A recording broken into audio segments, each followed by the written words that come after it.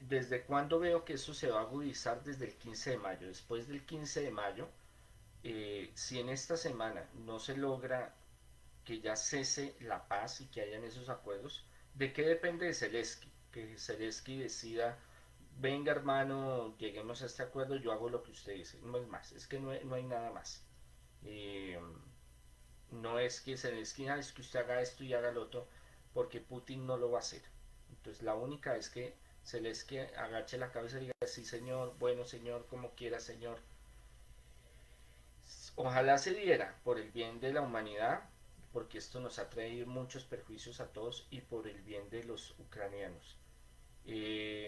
Porque la matazón que ha habido, yo les decía hace unos en vivos pasados que eso eran de miles, de cientos de muertos, eso no era, es que al principio que eran 50, eran 70, eran 20, eran 100, no, ni miércoles, esos son matazones de cientos y cientos, yo les decía a ustedes, tanto de ucranianos como de rusos, y después empezaron a salir las pruebas de que eso es real. Entonces, mmm, 3 meses, mayo, junio, julio, agosto, septiembre, se puede dar enfrentamientos fuertes que pueden detonar, que pueden dar, yo les decía que a final de este año se empezaba a organizar lo de la Tercera Guerra Mundial, entonces, que no iba a ser ya, yo se los he dicho varias veces, pero sí, yo les dije que antes de que iniciara el conflicto de la guerra aquí en Ucrania, yo les decía que va a ser el inicio. Ucrania, el problema ahorita que hay, Rusia-Ucrania, va a ser el inicio para la Tercera Guerra Mundial que se va a desarrollar más adelante. Entonces tenemos que orar mucho. Se puede evitar, sí, se puede dilatar también. Para Dios no hay nada imposible. Y puede haber que ahorita haya paz entre Rusia y Ucrania. Entonces tenemos que orar. Están esas dos opciones. Pero ¿qué me ha mostrado el Señor? Que después del 15 se agudiza la cuestión fuertemente. Entonces tenemos que orar y pedirle al Señor que está haciendo Putin, reorganizando las cosas, viendo cómo las va a organizar. Entonces esperemos a ver con lo que dice el 9, a ver qué es el plan que él va a seguir. Porque ellos tienen unos planes trazados y están esperando. Si se logra en estos días unas victorias más grandes para Rusia y si Zelensky se les arrodilla, puede haber paz para Ucrania. Dure más tiempo o no, yo se los dije muchas veces, Putin se va a quedar con Ucrania, o si no la va a destruir, va a quedar solo escombros. Yo se los he dicho en varios, desde enero, febrero y marzo, que fue más fuerte los envíos que hablamos sobre este tema. Yo se los dije, es una cuestión que no es como a veces nosotros creemos, es una cuestión de que es fuerte la cuestión, entonces tenemos que orar y pedirle al Señor. Hoy se cumplen 100 días desde el inicio de la invasión rusa a Ucrania y hasta hoy el Kremlin ya controla el 20% del territorio ucraniano. La situación en el terreno es devastadora. En cifras, la guerra ha dejado más de 4.200 civiles muertos, según la ONU, entre ellos 261 niños, 5 millones de personas que necesitan ayuda humanitaria inmediata, 6,8 millones de refugiados y 8 millones de desplazados, casi 260.000 deportaciones forzadas hacia Rusia y al menos 13.000 casos en estudio por posibles crímenes de guerra.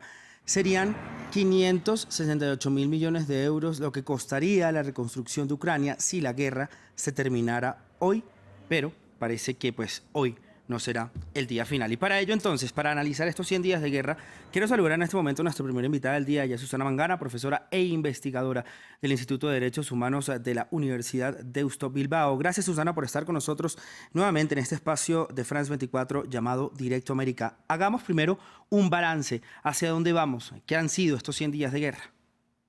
Bien, gracias a ti, Raúl, por nuevamente contactarme. Y bueno, no tenemos tanto motivo para festejar como sí lo tienen en el Palacio de Buckingham, obviamente.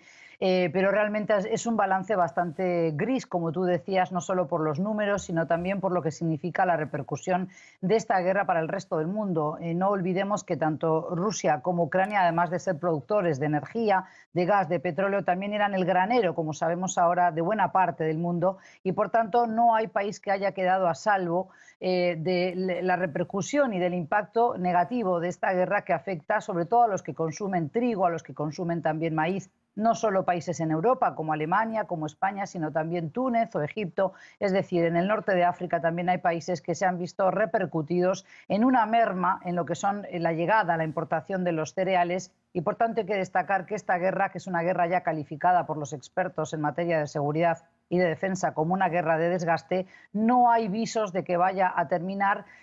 Todo parece indicar que el Kremlin apuesta por morder y comer esta manzana a pedacitos para, evidentemente, desgastar a las autoridades, minar la moral también del pueblo y de las fuerzas ucranianas, pero sobre todo producir un impacto de desgaste en Zelensky y en las autoridades ucranianas, Raúl. Claro, Susana, y también volviendo a ese tema que ya seguramente vamos a ampliar en nuestra conversación, y la situación alimentaria en África es tan grave debido a la guerra que hoy está conversando en Sochi con el presidente ruso Vladimir Putin y el presidente de la Unión Africana Macky Sall, pero eso lo vamos a tratar ahora. Hablando del desgaste de esta guerra que está jugando sobre todo Moscú.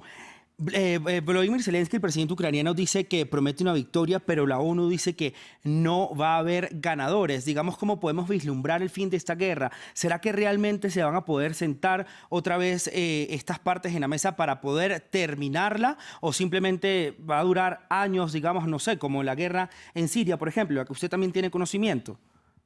Exactamente, bueno, estás poniendo justamente el dedo en la llaga. Yo creo que esto cada vez más se me parece o se me antoja demasiado similar a la guerra de desgaste que también hemos tenido y continuamos teniendo en Siria, y de la cual ya prácticamente, como hay un cansancio y una fatiga a nivel de medios, pero también de la población, vamos a decir de la comunidad internacional, que es un término muy laxo. Déjame decirte que acabo de regresar de Qatar, de Oriente Medio, donde la guerra de Ucrania y de Rusia no está presente. Es decir, no se ve un banderín, no se ve un folleto, no hay mención a la guerra, salvo por los, digamos, noticieros, obviamente internacionales, entre ellos France 24, que pude ver desde el hotel. Entonces, ahí sí tienes información de la guerra. De lo contrario, no es un tema de conversación en las calles. Con lo cual, yo mucho me temo que se va a producir justamente una fatiga de parte de la población que venía siguiendo las idas y vueltas, los vericuetos de esta guerra, que es una guerra también de narrativas, y sobre todo porque en Europa ahora estamos adentrándonos en los meses previos a las vacaciones estivales.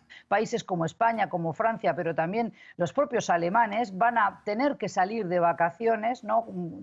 Por ejemplo, en julio, en agosto, es cuando normalmente las personas que son asalariados optan por irse en familia de vacaciones, y se pierde mucho interés informativo y sobre todo de este tipo de conflictos, pues que estamos en un punto muerto. Volverán a sentarse a la mesa de negociación. Todo indica que por ahora no hay razón para que Putin quiera negociar nada con Zelensky, porque viene ganando más lentamente de lo que hubiera deseado, pero está controlando, como tú decías, el 20% del territorio ucraniano. Ya controla la salida desde Ucrania al mar de Azov. Hay una continuidad geográfica marítima ahora con la península de Crimea, que ocupó ilegalmente en el 2014, recordemos. Todavía Ucrania retiene la salida al mar por Odessa, una importante ciudad portuaria para los ucranianos, pero evidentemente no parece que se vaya a sentar a negociar ni tanto Zelensky ni tampoco autoridades relevantes de Rusia. Y yo lo llamo a esto la teoría de la pecera, Raúl. ¿Qué quiere decir con esto? Que Europa, pero también Estados Unidos, le han dado armas a Ucrania suficientes para resistir, para defenderse, para que Kiev, por ejemplo, la capital ucraniana, no cayera ante los tanques y el asedio ruso. Sin embargo, no le dan las ansiadas armas de largo alcance, porque en realidad el presidente Biden tiene temor también de que Zelensky decida autorizar a sus generales que las utilicen y sobrevuelen y lleguen e impacten a territorio ruso, con lo cual ahí sería una declaración de guerra entre Estados Unidos y Rusia, que es lo que se ha querido evitar desde el inicio de esta contienda. Por eso yo le llamo la tesis de la pecera. Alimentan al pez, que sería Ucrania, lo suficiente para que siga viviendo en esa pecera. Cada vez que saca y boquea le dan alimento, pero no lo suficiente como para que gane e incline la balanza de la guerra a su favor. Y esto es lo que ocurrió exactamente con aquellos que intentaban sacar y derrocar al gobierno de Bashar al-Assad en Siria. Con lo cual, tu metáfora o el símil que has hecho con la comparación con Siria, yo creo que es pertinente.